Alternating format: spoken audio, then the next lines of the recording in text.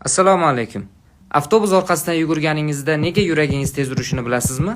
Keling, men sizga tushuntiraman. Oyoq mushaklari tez ishlaganda, mushaklar harakatini sezuvchi proprioretseptorlar markaziy nerv sistemasiga impuls jo'natadi va reflektor tarzda simpatik nerv sistemasi ta'siri oshadi.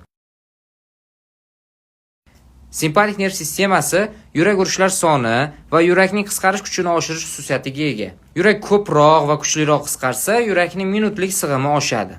Bu yurak 1 daqiqada ko'proq qon chiqaryapti degani. Ajoyib, to'g'rimi? Ammo bu qon mushaklarga o'zidan o'zi borib qolmaydi. Mushaklar kuchli ishlaganida o'zida metabolizm mahsulotlarini chiqaradi. Bularga adenozin, laktat, vodorod ioni, kaliy ioni, karbonat angidrid kiradi. Bu metabolitlar atrofidagi arteriolalarni kengaytirish xususiyatiga ega bo'lib, mushakning kengaygan arteriolalari mushakka ko'proq qon olib kirishiga sabab bo'ladi va mushak kislorodga bo'lgan talabi qondiriladi. Bizning birinchi dars mana shulardan iborat edi. Biror yangi ma'lumot olgan bo'lsangiz, bizni qo'llab-quvvatlang. Like bosing va do'stlaringizga tarqating. Assalomu alaykum.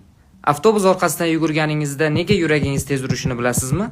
Keling, men sizga tushuntiraman. Oyoq mushaklari tez ishlaganda, mushaklar harakatini sezuvchi proprioretseptorlar markaziy nerv sistemasiga impuls jo'natadi va reflektor tarzda simpatik nerv sistemasi ta'siri oshadi.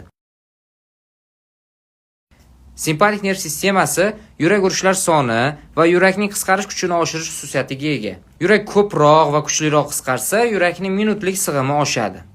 Bu yurak 1 daqiqada ko'proq qon chiqaryapti degani. Ajoyib, to'g'rimi? Ammo bu qon mushaklarga o'zidan o'zi borib qolmaydi.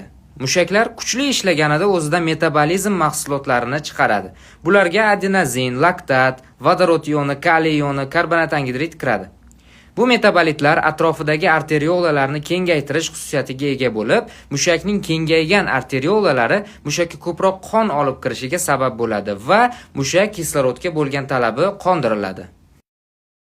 Bizning birinchi dars mana shulardan iborat edi. Biror yangi ma'lumot olgan bo'lsangiz, bizni qo'llab-quvvatlang. Like bosing va do'stlaringizga tarqating.